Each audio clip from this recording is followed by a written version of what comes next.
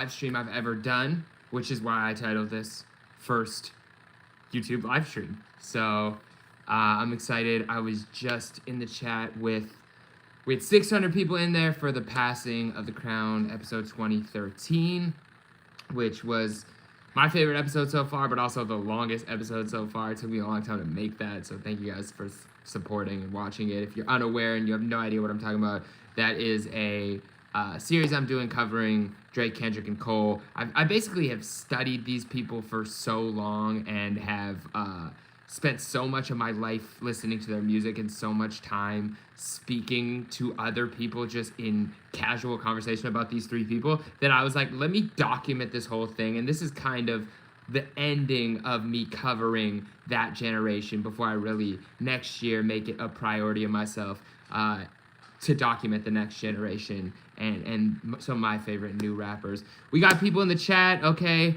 We got some people in the chat. What's good? How'd you guys feel about the episode? I was just explaining how I'm super excited to kind of wrap up this blog era coverage with this Passing of the Crown. I know some people are like, get over it, stop talking about it. To me, I've spent so much time thinking about it, so much time listening to this music that I really wanted to have kind of this history piece where you guys can look and go back to and show people. And I've had a lot of people come up to me in the comments, not come up to me, virtually come up to me and basically be like, I didn't know anything about this and I was too young to experience. I was like 20, you know, I'm 20 now, or I was like 10 when this stuff happened. It's cool to re-experience it. So that's my goal with that. And I'm super excited for, you know, all of this to be in one video. I definitely am going to make a video where it's going to be like a 10-hour experience. If anyone does want that, let me know. I do want to put it all together at some point.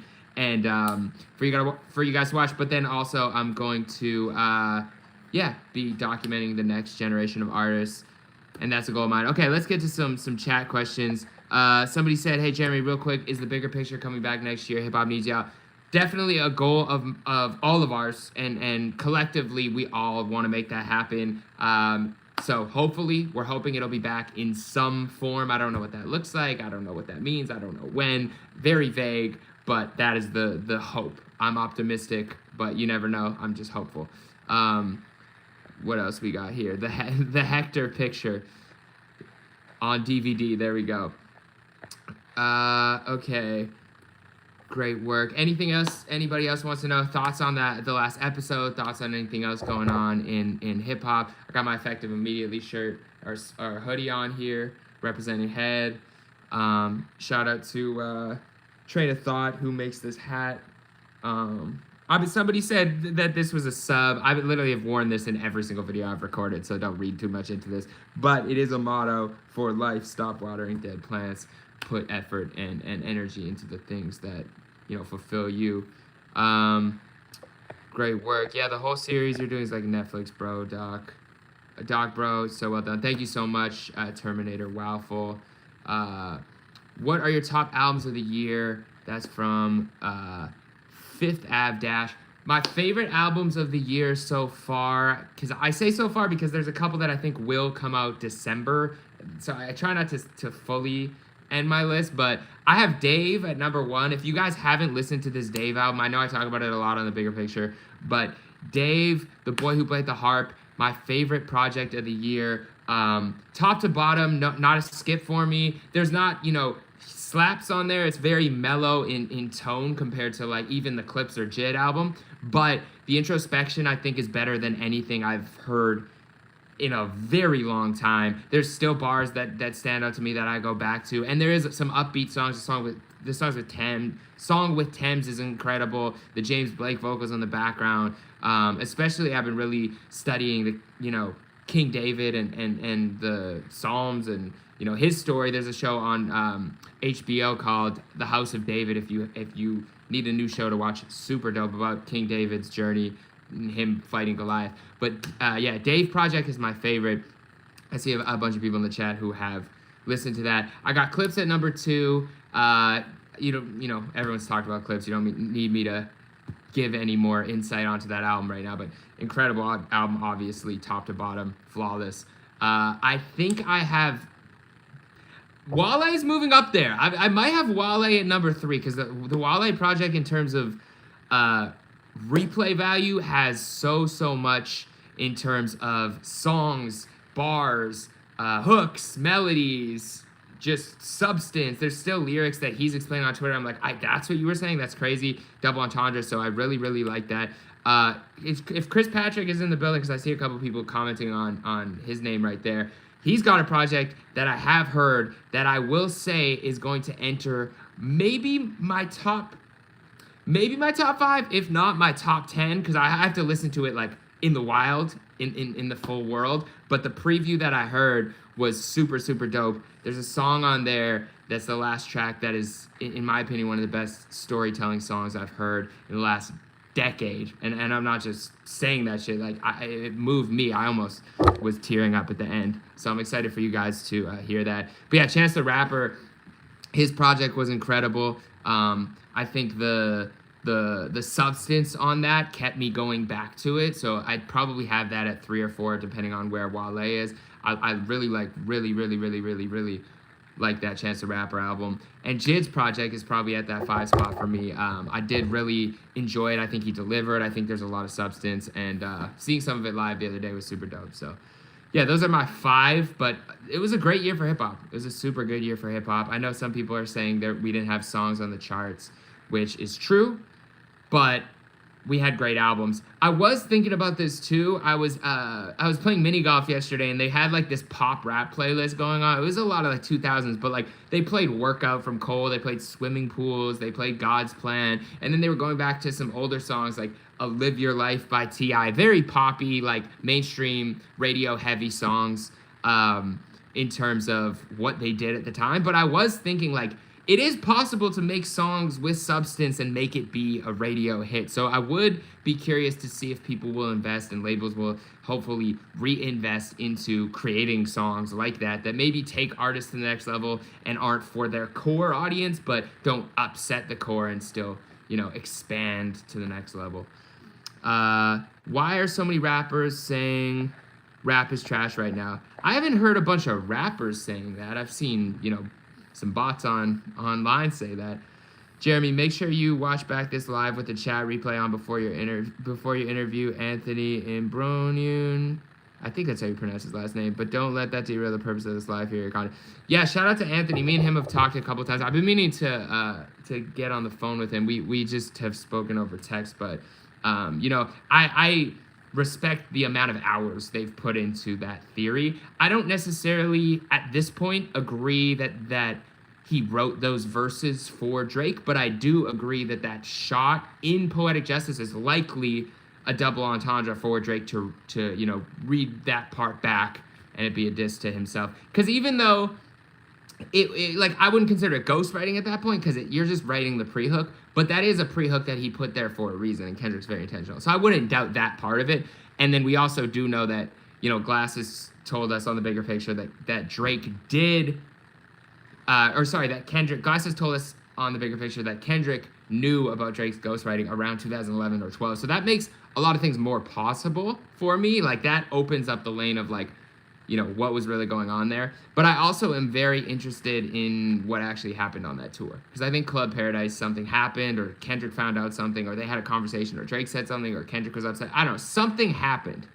Are the rumors for A$AP dropping an album in January true? I don't know. I actually I don't know. I haven't heard anything about A$AP's album. There's Kid Cudi behind me. He wanted to be on the live. He's, excited to star in this. Hit Boy and Alchemist. I love Hit Boy and Alchemist album. I love Freddie Gibbs and Alchemist album. Alchemist actually deserves more credit as producer of the year, or one of them. Did you speak on Ack hating on y'all? I decided not to respond to that. I'm not, I didn't want to give it too much attention, just because there's so much, not only him, but there's so many people that are just so misinformed about what the bigger picture was, that it's like, me explaining it to these people when they never watched in the first place, they don't really care to listen. So, there's a bunch of people who made videos on it. There's a lot of nuanced takes about the bigger picture. Even Joe Budden, they had a pretty nuanced take about the show. But a lot of the information that people are saying, like even us, like Drake being the reason for the show not surviving, is just misinformation. Like, that's just a non-fact. Also, if you look at the numbers from start to finish, like, our biggest episodes were actually Kendrick focused specifically. So I will not doubt that our audience, A, was based on that battle in the first place. Like I said, the show was based on it. So a lot of the audience did like that content. But B, we did have a huge Kendrick audience, thanks to DJ Head in particular, of course, and his connection. So our biggest episodes were Kendrick. A lot of our biggest episodes were Drake focused. But if you also look, like we had a massive episode for us. It was like maybe our 40, 50K episodes in that area are like Ray Vaughn and Joey Badass battle episodes, you know? So I try not to respond too much to the negative because there's so much of it online. I was just more overwhelmed to see the amount of people that were supportive of the show and kind of showing their love afterwards of like, you guys were watching and tuned in, so. Feels like just y'all got a lot of shit to do. I mean, everybody does have a lot to do, and that is probably part of it. But that also isn't to say that we all weren't invested in this show. Like, I was heavily... This is a big part of, you know, what I did for my job. It wasn't even like, you know, in my free time, I'm obviously taking it to a next level. I'm listening to music. I'm making topics. I'm doing research. Like, I'm spending hours a week. The thumbnails, the strategy, the clips, the description, the time codes. Like, I did a lot for that show every week. So, you know, I'm very thankful for the time that we had. And I'm hoping that, you know, there's more to do together. I don't think our mission is done. Where do you see rap going? This is from Addison. Where do you see rap going from here? Sonically, do you see any genres that might influence it next? I mean, I'm interested to know... I'm interested to see where people take the underground sound. I think, like, I was speaking to somebody about how there's kind of these factions of hip-hop where, like, there's, like, the Until Japans and the Fake Minks and the people who are, like, in this underground, like, lo-fi, wavy, like, vibey, you know, from the Playboi Carti tree to some degree, but can also still rap. I'm interested to see if somebody kind of pairs that with, like, high-level rapping ability and if the skill set of being, like, a top-tier MC gets put into that sound, if that's combined. I would be interested to see if that kind of elevates to the next level, because the punk sound kind of came with Juice WRLD, rest in peace, and I think he has his own tree of guys who are doing that very well. So I'd be interested to see if it goes there. I don't have any, you know, info to say that it will. You ain't shit for gaslighting us with the bigger picture being no more. I mean, that it as of right now, we there's no date of return. There's no plan of when that happens or what it looks like. So I did probably, like, hype it up in the tweet, but, like, that is real. Like, we don't actually know what this looks like. Like, it's not like you're going to tune in January 1st and there's going to be the bigger picture podcast is back. I think that name is done no matter what. So it technically is the last episode of the bigger picture. I just hope there's something more for us three. Have you gotten any pushback in Canada on your Drake coverage? Are you seen as a slight traitor? LOL. And that's from Catrice. Honestly, it's funny because I was watching, shout out to my boy Shaq Diesel and Friday. They were doing a show and I was watching and they were kind of like, you know, they're throwing some shots at Head and, you know, the show in general, and they were going off of the academics narrative. But it's funny because I do have, like, a good relationship with a lot of people who are very influential in the Canadian space. So, like, those two guys were showing nothing but love to me because of, like, the relationship I've had. I've been on his show. Shaq, shout out to him. Like, he's super influential in the music scene over there. Like, me and him have had a relationship for years in terms of just, like, going back and forth on some business stuff and just industry and just, like, connecting. And, you know, I was on a show for a long time based in Toronto. So it's like, yes, some people... He even said, though, Friday said he gets a lot of messages, like, people calling me, like, a traitor to my country, or that I should be, like, supportive no matter what of everything that Drake does. But the thing that I always kind of remind people is, like, I've never said anything I don't believe. I've never compromised my beliefs. I've never said something for a check. I've never said something because someone's told me to say it. I've never said something that I don't agree with in the moment. I've changed my opinion on things. Like I've said something and then maybe I'll be like, you know what, I said that 2 weeks ago. I actually don't think that anymore. We can grow. You can change your opinion. But I've actually never said anything that I feel compromises my morality or integrity. So to me, that's more important than just remaining like, all sides agree no matter what with the guy because he's from Canada. Like Drake, I've been very open with about how he's one of my favorite artists of all time, or just my support of his music and how he's influenced me growing up. Like, you guys know that. I've said that a million times on the show, but I don't feel like I need to preface every critique I have by saying that. I also don't feel like I wouldn't have given praise had he did things that I agreed with. Like, if you look at my coverage throughout the battle, it's not like I wasn't giving props during push-ups or during Family Matters or when things happened that I thought were good or I liked the song, you know what I mean? It's just I disagreed with a lot of the moves post-battle. That's pretty much it. So somebody said it's okay to be Canadian. We love y'all. Appreciate that. Was Nisana Gieb. What else we got? Let me check the chat if I'm missing. That cat must be hitting the camera stand. I have some familiarity. Yeah, the cat, shout out to Kid. He's just running around doing his own thing. Trade over Drake? Nah. Now, Celine Dion. Yeah, Canadians don't play about Celine Dion. But yeah, so, I mean, just in terms of that, I feel like I say what I believe, and I will always say if Iceman is amazing, I will tell you that I think Iceman is amazing. So, you know, if I don't like it, I will tell you I don't like it. Same with any album, any artist. It just happens to be that, you know, he's one of the biggest artists ever. So clearly people are going to love and hate more. Jim Carrey is my favorite Canadian. Honestly, Jim Carrey, I love Jim Carrey as well. I love the like super like tapped in third eye Jim Carrey.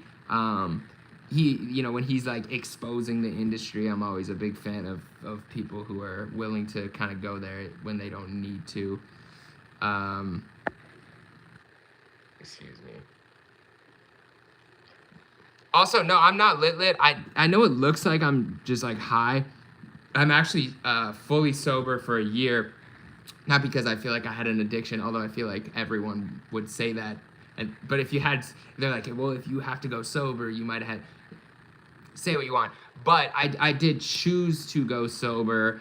No drink, no smoke, no adult films, no drugs for a full year. So I'm going to make a video probably mid-December, end of December. It's going to be about a year, 365 days with nothing. So I know, but my ring light always makes it look like I'm high. So I'm never going to beat those allegations.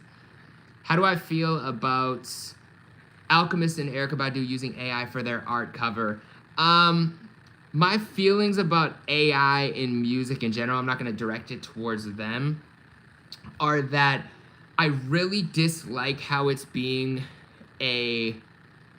mainstreamified. One second, let me just shut my, I feel like I'm yapping my neighbor's ears off. Yeah, in terms of AI, I dislike how it's become this like mainstream talking point that now the labels are pushing, and now people are trying to like propagandize of like, it's okay. You see like Teddy Swims being like, I use AI too. Like Timbaland being like, if get with it or get left behind. Like, I just hate that now that's what's being pushed to the forefront, when in reality, now more than ever, we need people to actually push real artists. We need people to push real creativity. We need people to be actually 10 toes down on like, I'm supporting real people making this music. I'm not totally against AI use in general at all. And I'm also not totally against AI use in music to a degree if it's used as a tool. I think AI should be a complement to the artist in the same way, you know, like an auto-tune was a complement to your voice. But I don't think I ever want to personally support a fully AI artist. I don't want to support a fully AI producer, a fully AI artist to the point where they're, you know, the ones making the music. Now, if you are an artist and you implemented a snare drum using AI because it helped your process, like, cool. I'm not ever looking down on that. I just think that we should be more 10 toes on, like, right now is the time to support humans more than ever when it is technically an existential threat to human-made art, so to say. What else we got? YouTubers in music production space are getting big checks to shill it at the moment. Yeah, that's what it feels like. It feels like it's like, propagandized moment where they're making up charts. They'll just be, yeah, this AI artist charted #1. It's like, on what chart? Where? How? Who is this person? Or robot? I'm like, did you talk about when we can expect to see the 3 of you in the new year? I did, but I didn't give much of an answer. All I said was hopefully at some point in the new year, but I don't actually have any sort of answer. What's up, Jeremy? What is up, BDBGP? The Spotify country charts, LOL.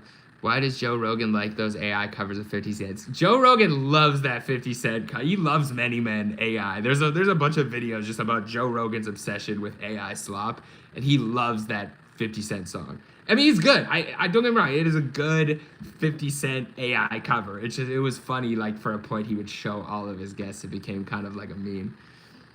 How you feeling? How you living? I'm feeling good. It is 555, which I have tattooed on my let me see that right there.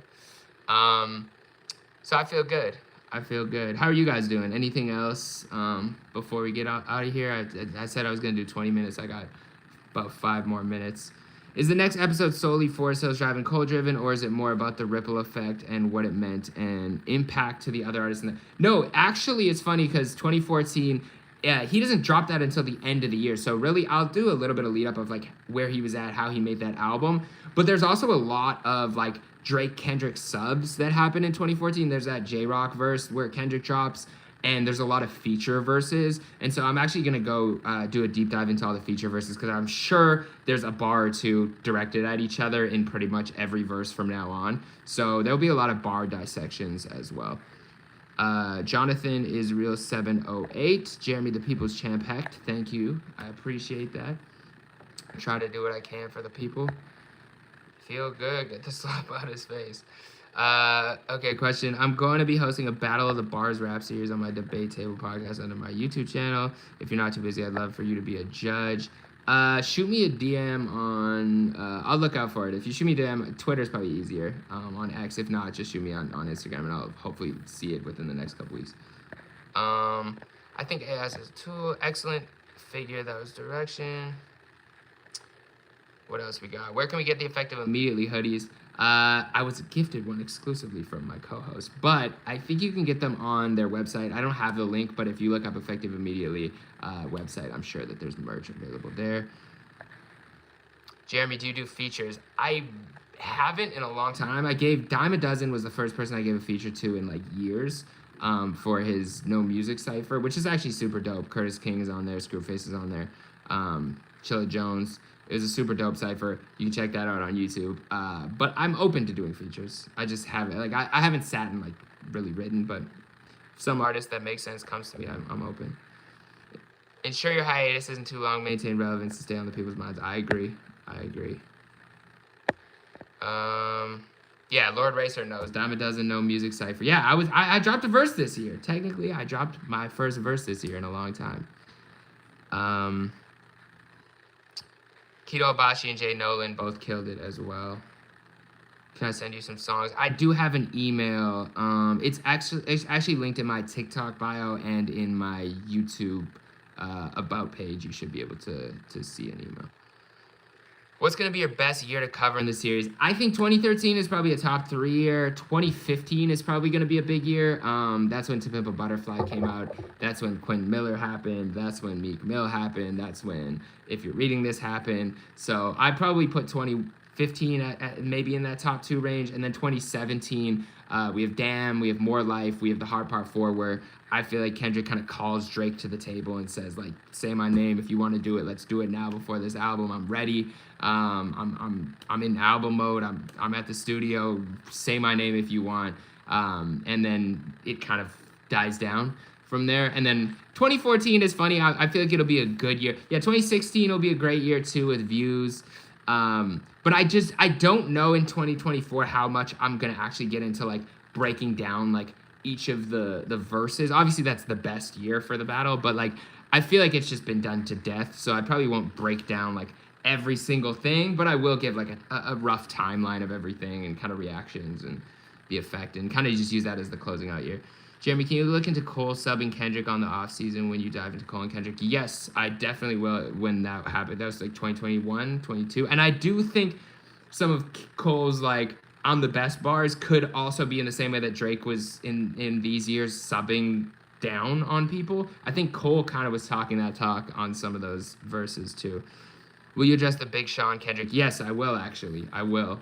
Because I do think a lot of Kendrick's bars towards Drake were also double towards Sean. When I was at the radio station I was working at Power 106 when I was like when I first moved out here. The first time I ever got on the radio is they asked me to break down Kendrick's lyrics and whether or not I thought he was dissing Big Sean with like the Hall of Fame bar on The Heart Part 4. So it's funny. I've been doing this for a long time. Okay, a lot of it was just, you're seeing now, but I've been breaking down lyrics forever. Jay, what happened to the bigger picture? I don't want to get it too much into details, but it came to its natural ending. 73 episodes, but I'm hoping you guys will see the three of us again at some point next year. Damn, I worked at Power. Yes, I did, Torizy. I was an intern. I would ghost write interview questions for people.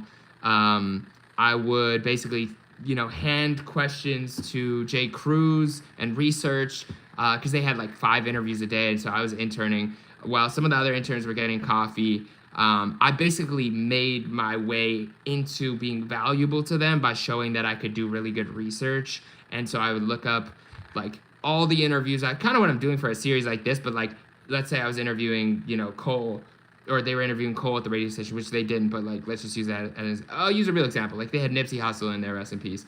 I looked up every Nipsey interview and I would give like notes on like, he talks about this, he likes to talk about this, don't mention this, when you mention this, ask about this. And then I would write actual questions out for them to kind of read, and then the table would just use them. And then I would give them like, clips that they could use afterwards that would usually make a headline or go viral or whatever. So I was kind of like a trusted like interview source for them. What else? Favorite Mass Appeal album so far? Honestly, De La Soul. I really, really enjoyed the De La Soul project. I gotta go back to it, but I just thought it was really well done. Who can take Kendrick Cole's spot in regards to lyricism, star power? So that's what I'm actually really interested in covering next. And, I won't even give full names. I just think right now we're in the spot where, like, if this is 2008, we're seeing those names bubble. And I think 2 years from now, we'll have another conversation. I do truly believe in my heart there's going to be, like, 5 to 10 superstars in the next, 2 years. We can come back to that combo. Is 36 too old to be interning? I don't think any age is too old to be interning. I think sometimes you have to repivot. Like, sometimes you might be at an age where you accomplished something in one field and you spent a lot of your time in that field, but, you're wanting to switch up completely. Having too much pride to take an internship, if you're able to, obviously, the economy is horrible, and if you have a family and you have other things to worry about, you have to be in a privileged enough position to find it. Or maybe you're doing a couple hours a night, or you wake up early, or however you're able to do it. But if you have a goal or a dream or a focus, a passion, I always say the best way to get started in it is to find a way to provide value to someone else, the same way that I was providing interview value to the people at Power, so they had to come back to me for 2 years. Every single job I've ever gotten, I've gotten because I provided unmatched value to the people around me, to the point where they had to keep coming back to me, whether it be scripts or interview questions or social strategy or videos or whatever it may be. So definitely 36 is never too old. No age is too old, to be honest. The guy who created Grey Goose, I think he was 70 something. I always use him as an example of never too late to start. But I want to see Drake versus Cole now. I don't know that I want to see that. I just want to see them drop good projects right now. if you can take the money decrease. Also, yeah, that's the other thing. Like, people have to make the best financial decisions for them, and we're in like such a insanely effed up time to be living right now in so many ways with just the cost of living. So, Jeremy, how the heck are you? ZA the Phil Knight, the Phi Knight. That's a good name. I'm doing good. I'm very blessed. I'm thankful. I'm very grateful. I've done a lot of reflecting on just how far I've come in the last year, and I'm just super excited for the future. And like, one of my main goals and one of the main passions and motivations I have in this new year is to just build community with you guys right here and build up this YouTube channel and really, you know, give you more of what you are looking for here. If I can fill any of the void that the bigger picture had, which, you know, is impossible because it's not going to be us three, but I would like to have some more opinion pieces on this, some album reviews, and then, of course, finishing up this Big 3 series is priority number one. Any big tips Elliot gave you that you recall about the industry? I mean, the biggest thing about Elliot is, I think, that I learned is just like to never lose the passion. Like, it was clear that he every day came to work passionate and excited, and like, he was never too prideful to like learn about new artists. He asked me about new artists all the time, like, what do you think of this person? Have you seen this? Like, he's always willing to tap into what's next, and never the guy to be like, nah, that's just like new. Like, especially when it comes to music, he was always very open, and his work ethic is unmatched. So I think just like being yourself, being you know, a hustler, even when you've had so many years of experience and success, and just showing up every day with passion. At the end of Bodies, when he says, this is from Lamon Ragland.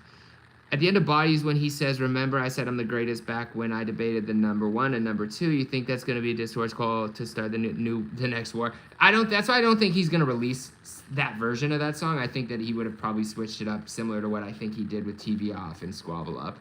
I think there was a lot of diss songs that were ready for Drake that he ended up switching for GNX. Like, even I think, and again, there could be producers that worked on it that could correct me on this, because I'm not in on this. I just have theories. Like, when he says like, what they talking about nothing. That song could have easily fit into a Drake diss, like Peekaboo. Like, so it's like, I think there's a lot of stuff that is on that specific, the Tiramisu song, that was a Cole diss and maybe a Drake diss too, that I think he probably switched up if he does release it, but I would love to hear it, and I hope we get it. But yes, I do think back when they debated the number one and number two, you carried him to me is a Cole shot / a Drake shot. Lord Racer number one in the chat, flex that, let's go. On the first live stream, Pikachu. I'm a huge Pokemon fan. Speaking of, you got to check out this Pokemon rapper, Gen Oneer. Super fire. I know I've mentioned him on the show before, but he does Pokemon Rage rap. It's hard. It's like turn up Pokemon themed music. But he's a dope rapper too. When was the last time you did push-ups? Thanksgiving, unfortunately. My girl wasn't happy about it because we were on our way out the door. But I did, drop. I'm gonna end it next time though. Next time he does an on-call, I'm finishing all 30 of those push-ups. We're not carrying that over into the next year. Which of the big three has the most toxic fanfare at this moment to you? I mean, I experienced the most toxicity from Drake fans, so I'm just going to be biased and say that towards me, they're the most toxic because they dislike me the most because I've disagreed with their opinion on things. But there's toxicity in all fan bases. I didn't like the selectivity that people were like selectively outraged and calling out like all the Kendrick bots, and completely missing how many Drake bots there were from like random countries that also were probably paid propaganda with fake faces. Like, I'm not denying there were also Kendrick ones. Like, there definitely were. But when people only pointed at that and like, gotcha, like, no, look at your side too. Like, I hate selective outrage. Do you think a GNX Deluxe actually exists? Maybe. Probably. I probably do. I probably do think that there's other songs that exist. I don't know if we're ever going to get it, or if that's going to be the next project, or if we'll just get a couple Lucy's, or like an EP. But I have a feeling when Kendrick drops next, he will still drop a project of some sort. Logic5621. Hey Jeremy, sometime in the future can we see an interview with you and Kendrick? I think you'll be one of the perfect interviewers who can do an awesome job at interviewing Kendrick. I will never turn down a Kendrick Lamar interview. Obviously, if he wants to do an interview with me, I will say yes, but I have no plans that have presented themselves at all. This is Kid Cudi, but of course I would do that. Cole versus Jigglypuff. Jeremy, it all comes down to the lack of knowledge Drake fans have, unfortunately. Thank you for the DM, BDBG. Will we ever get the tiramisu? I hope so. I really hope so. I think we will in the new year, or maybe like right before New Year's. I'm still hopeful for it. But he also did that with To Pimp a Butterfly, where there was that snippet that we never got. So I'm just hopeful, but like, you know, with the broccoli, I thought maybe it would happen at some point, and it did. So maybe with this, we'll get it one day. But I'm gonna put it out there December, January, just like as a hopeful that we'll get the tiramisu. What's good, my guy? What is good? Ziari Davis Space 6E. I hope I probably butchered that username, but your interview with Wale was dope. Thank you. Yes. Well, it's funny because I think I ended up like trying to like fit it into the format of the show Soundcheck that I have where like we're listening to music, but I had so many fan questions, so it was cool to get love from Wale. Hey Jeremy, this is from Talk of SD. Congratulations on the first live. Much respect from San Diego. Shout out to San Diego, one of my favorite cities in America. Do you think Iceman will live up to the hype? Card OV asked. I hope so. I mean, I don't know what the hype is right now. I guess it's being called a classic by, you know, people. But I hope it's good. I just hope it, like I would like a good Drake album. I would like to see him be reflective and drop some good music. Like I have no if it's like I said, if the album is good, I will never lie about my feelings. I will tell you how I feel the album is, and if it's good, I'll tell you I think it's good. Stay classy, Halo from Anaheim, OC. What rapper or group do you think doesn't get enough respect in the game? I think people don't give Black Eyed Peas enough flowers. I agree. I actually ran into will.i.am the other day on Thanksgiving in the middle of the street, which is crazy. But yeah, I love the Black Eyed Peas. I think that their impact was actually felt more than people think. Even Tyler's recent album, heavily will.i.am production inspired. So I think Black Eyed Peas deserve a lot more credit. I think in terms of groups, who else is there? I gotta think about that in terms of groups. What's your Mount Rushmore of your favorite interviews from musical artists? Pick 4 plus honorable mention. Are you talking about like that I've done, or that music interviews in terms of like an artist who has done an interview that I loved that interview? Does Kendrick keep going at Drake, or does he shoot at Cole next? I think he shoots at Drake again. I believe on that J-Rock feature, that's probably the next time that he shoots. East LA and the remix was going crazy. Jeremy, would you go on Glasses Pod the Lunch Hour? It'll be dope to get you up there to talk hip hop. That was Matt Green. Yeah, of course. Glasses is my guy. I would love to anytime. And I've talked to Glasses about doing some things too. I would love to chop it up with him more. Interviews that I've done. Big Sean, Wale, Jeezy, because that was the first real interview that like kind of got me notoriety, I would say, as an interviewer, even though I was behind the camera. The Game, because you know Game, he has amazing stories. That's probably would that be my top 4? Off the top, that's my top 4. I'm sure I have other ones. But on Uprock specifically, yeah, Big Sean, Wale, Denzel Curry. I really enjoyed Denzel Curry. And who did I do recently that I really liked? Tech 9 was great too. Tech 9 is just a great interview, but also for a music show, he's just such an eclectic fan of music that I think that one was super dope. And the Locks. The fact that I got the Locks is crazy. Evidence was the one for me, but I'm biased for Mr. Slowfall. Yeah, Evidence is fire too.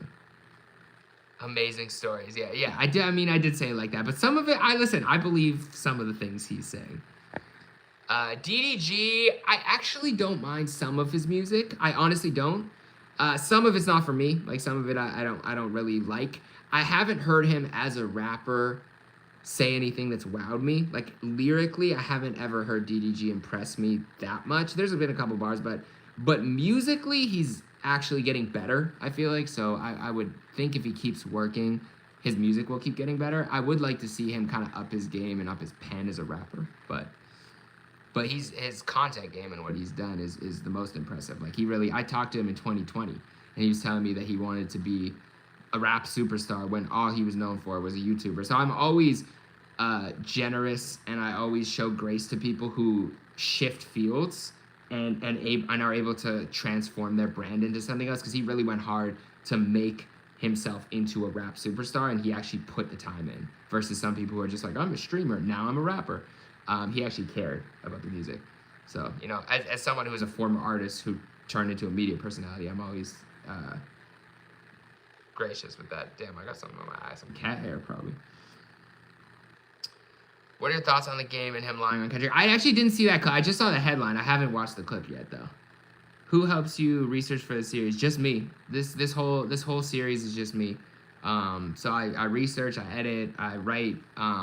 You know, I throw some things into ChatGPT occasionally. I'm asking like, hey, can you list me some interviews that happened this year? Or I'll just search on YouTube like 2013 Kendrick interviews. I'll timestamp my Google searches to do advanced searches. On Twitter, I'll search.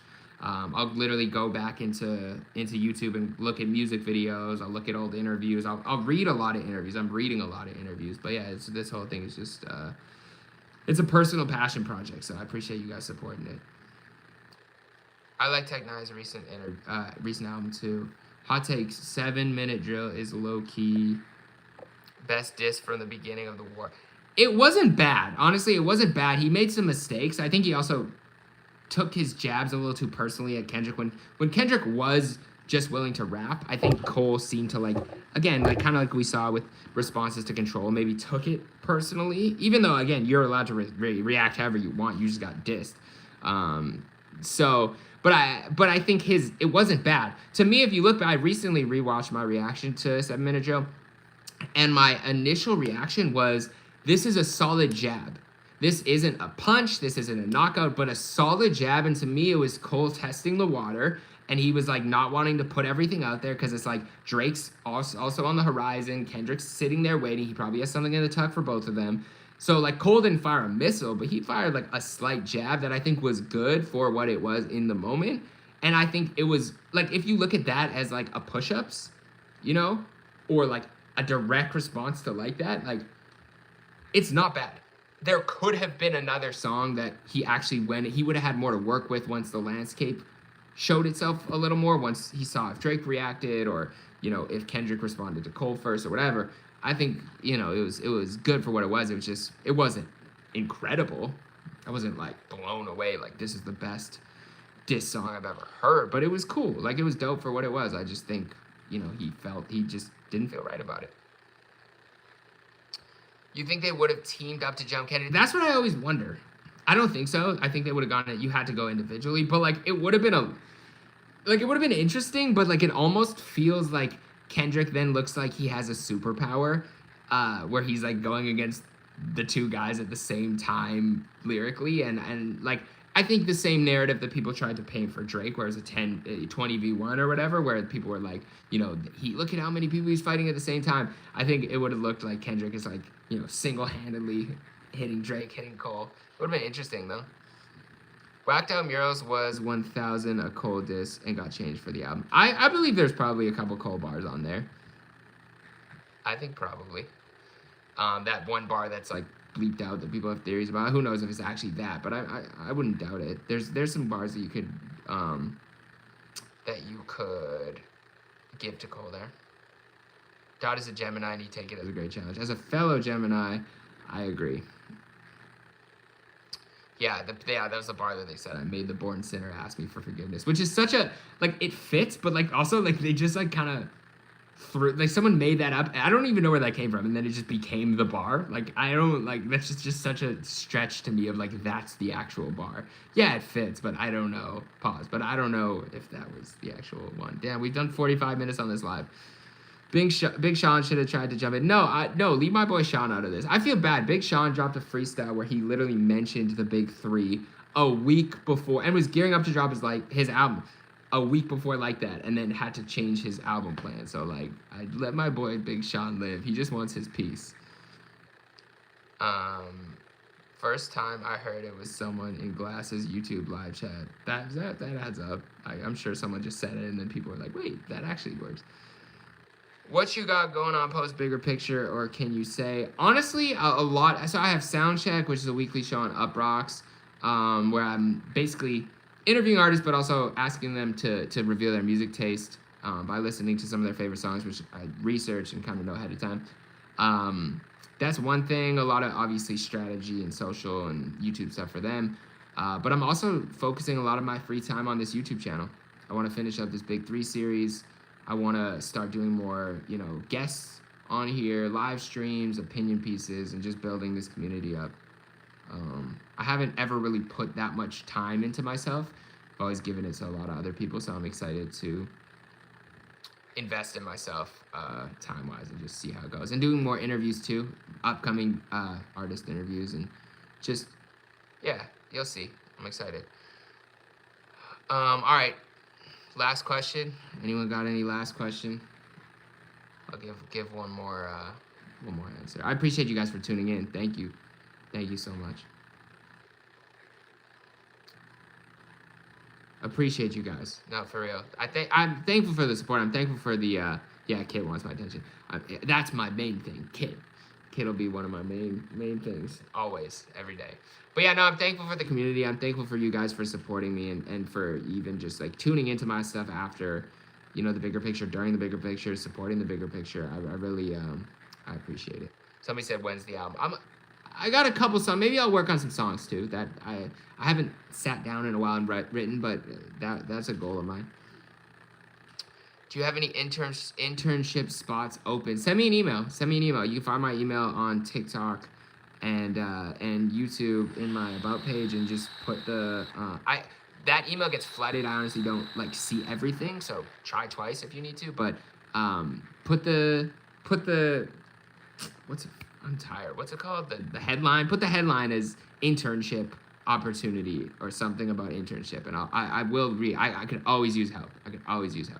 So I would love to. I've given people internships before, so I would love to see what you guys can offer.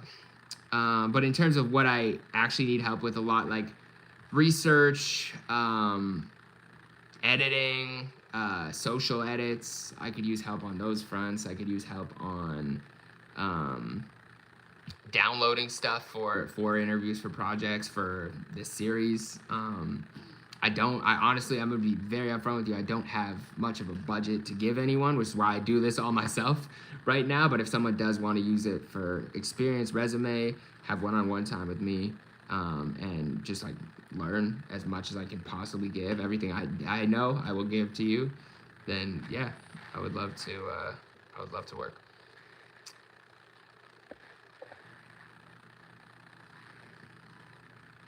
Shout out to Back on Fig. Those are my guys. Email on the way. All right, peace, Murph. 954. Okay. Last one. Any last questions? I think that's a cool place to end. All right. Well, I appreciate you guys. Thank you guys so much. Go watch that Big 3 series. Send that to somebody, or hit the like or comment on there. Let me know if you're in this live chat. Leave a comment, and I'll leave this live chat up if people do want to rewatch it or share it or whatever. I'll leave it on my YouTube channel. But yeah, appreciate you guys. If nobody else has told you yet today, I appreciate you. Dream good, live better, which is my saying. I always say DGOB. And sending you guys a lot of love on this week and positive energy. So